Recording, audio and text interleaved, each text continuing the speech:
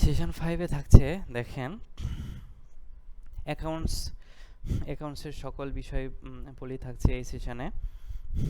দেখেন এখান থেকে দেখতে পাচ্ছেন যে income expense, head expense, income. আপনার প্রতিষ্ঠানের সকল ইনকাম এক্সপেন্স এখানে সংযোগ করতে পারবেন।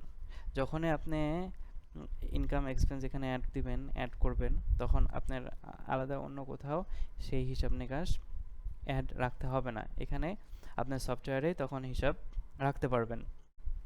তো এখানে দেখেন যে আপনার যদি কোনো ইনকাম করেন, আপনার যদি এক্সট্রা কোনো ইনকাম বা এক্সট্রা কোনো এক্সপেন্স, ধরলাম আপনার এক্সট্রা এক্সপেন্স, আপনার গেস্ট আসলো বা যে কোনো কিছু এক্সপেন্স হলো আপনার, দেখেন এখানে মিটিং বিল, ইলেকট্রিক বিল, লাঞ্চ বিল, এগুলো ইনকাম এক্সপেন্সে হেড এখানে দেয়া আছে, বা ডক্টর কমিশন, যেভাবে যে বিলগুলো হয় সেই বিলগুলো আপনি এখানে দিয়ে দিলাম দিলাম এখানে electric bill, electric bill, electric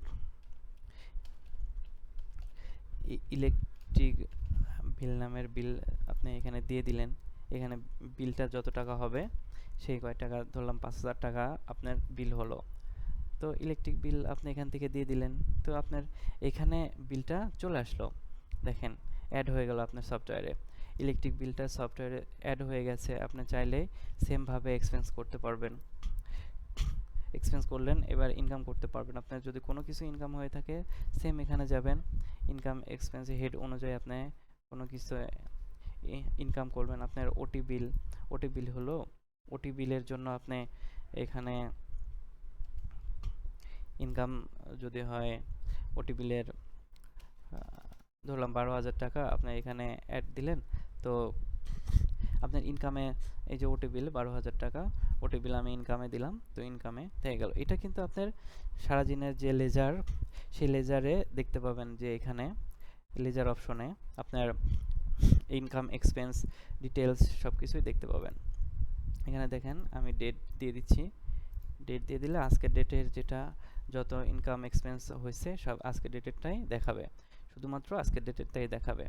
এখানে দেখেন যেগুলো যেগুলো আমি অ্যাড করছি আজকের দিনে সেগুলোই আজকের দিনে দেখাচ্ছে। এটা হচ্ছে এপ্রিলের দেখাচ্ছে, তো আমি মে দিয়ে দিব। মে দিয়ে দিলে আজকের যেগুলো ইনকাম এক্সপেন্স সেগুলোই দেখাচ্ছে। দেখেন ইনকাম অপশনে যেগুলো ইনকাম সেগুলো দেখেন 18,560 টাকা ইনকাম হচ্ছে। এক্সপেন্স অপশনে যেগুলো এক্সপেন্স 5,000 টাকা, এখানে 5,000 টাকা দেখাচ্ছে। এখানে রিফান্ড অপশনে যত টাকা আমি রিফান্ড দিয়েছি সেই রিফান্ডগুলো দেখাচ্ছে। হ্যাঁ, টোটাল কারেন্ট ব্যালেন্স দেখেন, ওপেনিং ব্যালেন্স, কারেন্ট ব্যালেন্স দুইটাই আছে। দুইটার সাথে যদি আমি ওপেনিং ব্যালেন্সের সাথে কারেন্ট ব্যালেন্সের মাইনাস করে দিই, যে টাকা হবে সেটাই হচ্ছে আপনার ইনকাম এক্সপেন্স। সেটা আমি ড্যাশবোর্ডে দেখিয়েছি। সেটা ইন্ডিভিজুয়ালিভাবে যদি আপনি চান যে ওটা ড্যাশবোর্ড থেকে দেখে নিতে, আপনি ড্যাশবোর্ড থেকে দেখে নিতে পারবেন। এবং টোটাল লেজারটা যদি আপনি প্রিন্ট দিতে চান, আজকের যে লেজারটা আজকের যে ইয়েটা হয়েছে সেটা যদি আপনি প্রিন্ট দিতে চান A4 সাইজে, আপনি সকল ট্রানজ্যাকশানটা আপনি প্রিন্ট দিতে পারবেন। এবং অ্যাকাউন্টসের রিফান্ড অপশন দেখেন, রিফান্ড আপনি কোনো কিছু রিফান্ড করে থাকলে এই রিফান্ড অপশনে সেটা থাকবে। দেখেন আমি আজকে যেগুলো রিফান্ড দিছি সেগুলো দেখাবে।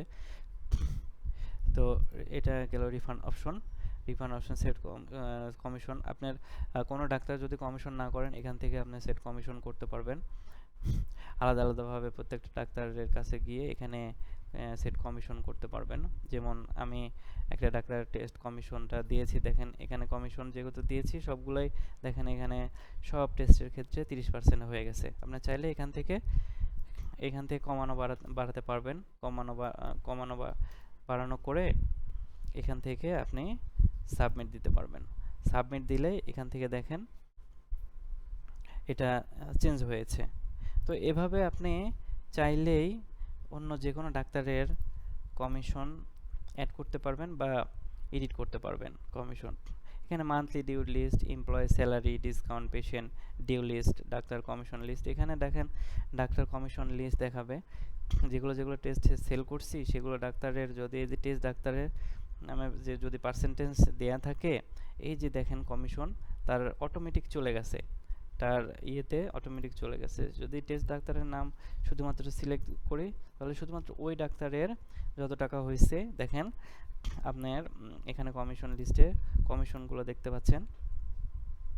এখানে আপনি সকল কমিশনগুলো পেমেন্ট করে দিলে পে করে দিচ্ছেন, তার কমিশনগুলো যখন পে করে দিচ্ছেন দেখেন পেড হয়ে গেল। এখানে যখন পেইড হয়ে গেল তখন আপনার অ্যাকাউন্টস থেকে অ্যাকাউন্টসে দেখেন লেজারে কিন্তু ওই ডাক্তার কমিশনের ওইটাও দেখাবে আপনার পেমেন্টটা হয়ে গেল, সেটাই দেখাবে।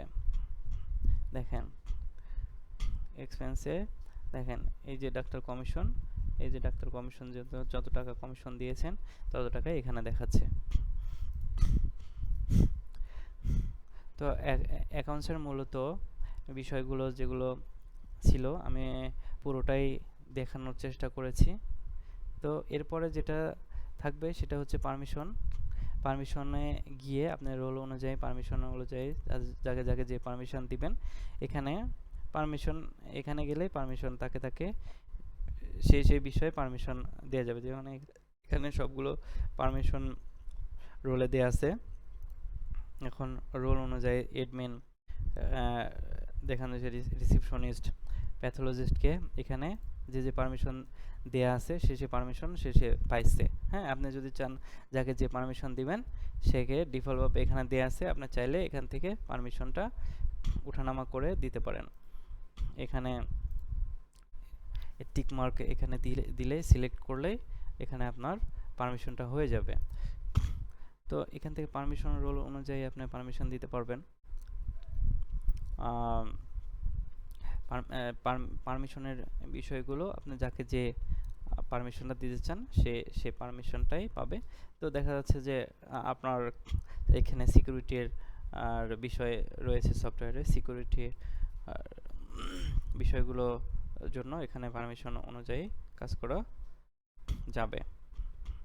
তো আমরা এর পরবর্তী যে মেনুটা সেটা হচ্ছে সেটআপ অপশনে দেখেন সেটআপ অপশন হলো আপনার আর পুরো সফটওয়্যারে যদি কোনো কিছু সেটআপের প্রয়োজন হয় তখন আপনার সব কিছুই সেটআপ করতে হবে এই সফটওয়্যারে। দেখেন এখানে হসপিটাল সেটআপ আছে, এখানে ডেজিগনেশন আছে, ডিপার্টমেন্ট আছে। এখানে যখন হসপিটালে যাবেন, হসপিটালে যাওয়ার পরে দেখেন হসপিটালের নাম, আপনি হসপিটালের নাম দিলেন, হসপিটাল ডায়াগনস্টিক ম্যানেজমেন্ট সফটওয়্যার এখানে দেয়া আছে। যেহেতু এখানে আমি যদি ডেমো দিই, আপনি যেটা লিখবেন এখানে সেটাই হবে। আপনি যদি বাংলা ইংলিশ দিয়ে দেন, আমি ডেমো দিলাম, এখানে অ্যাড্রেস দিয়ে দিলেন, ডেমো অ্যাড্রেস, এখানে ফোন নাম্বার, এখানে ইমেল, এখানে লোগোটা যদি আমি চেঞ্জ করতে চাই তাহলে যে লোগোটা আপনাদের থাকবে সেই লোগোটা এখান থেকে চুজ করে নিলেই সেই সেভ দিয়ে দিলেই এখানে সেটা হয়ে গেল। দেখেন হসপিটাল ডায়াগনস্টিক ছিল, এখন demo hospital diagnostic management software হয়ে গেল। তো এখানে যে ডেজিগনেশন ছিল ওইখানে ডাক্তার ডেজিগনেশন, এই যে ডেজিগনেশন এখানে দেখেন আমি ভিউ করি যেগুলো ডেজিগনেশন দেয়া আছে, ডিপার্টমেন্ট যেগুলো দেয়া আছে দেখেন, ক্যাটাগরি ডিএমএফ যেগুলো ডিপার্টমেন্ট দেওয়া আছে। আপনি যদি কোনো ডিপার্টমেন্ট চান আপনি চাইলে এখান থেকে অ্যাড করতে পারেন। এই যে অ্যাডে গেলে এখান থেকে ডিপার্টমেন্ট অ্যাড করা যাবে। এখান থেকে টেস্টেড বাই, এখানে মেডিকেল ডিগ্রি যখন যাবেন আপনি মেডিকেল ডিগ্রি এখান থেকে অ্যাড করতে পারবেন। এডুকেশন কোয়ালিফিকেশান, ডাক্তারের ক্ষেত্রে যে এডুকেশন কোয়ালিফিকেশান আছে, এডুকেশন কোয়ালিফিকেশান অ্যাডের ক্ষেত্রে এখানে কোয়ালিফিকেশান অ্যাড করতে পারবেন। এখানে অথরাইজ বাই, এখানে টেমপ্লেটের ক্ষেত্রে যখন টেমপ্লেট একটা রিপোর্ট টেমপ্লেট অ্যাড করবেন, তো রিপোর্ট টেমপ্লেট অ্যাড করার পরে এখান থেকে যে টেস্টেড বাই বা অথরাইজ বাই যেটা আসবে আপনি ওই রিপোর্ট অপশনে এখান থেকে যখন আপনার রেডিওলজিস্ট বা ল্যাব টেকনোলজিস্ট অ্যাড করবেন তখন ওই ল্যাবটপ টেকনোলজিস্ট বা রেডিওলজিস্ট অ্যাড করার সাথে সাথে এখানে দেখাবে। দেখেন মেহেদি হাসান নামের একটা টেকনোলজিস্ট অ্যাড করা আছে, তো এখানে দেখাচ্ছে। তো আমি এখানে সেভ দিয়ে দিলেই আপনার এখানে টেস্টেড বাই যে আপনার রিপোর্টটা থাকবে ওই রিপোর্টের নিচে টেস্টেড বাই মেহেদি হাসান নামের এই নামটা লেখা থাকবে। যে সিগনেচার ডিটেলসটা দিবেন সেই সিগনেচার ডিটেলসটাই ওখানে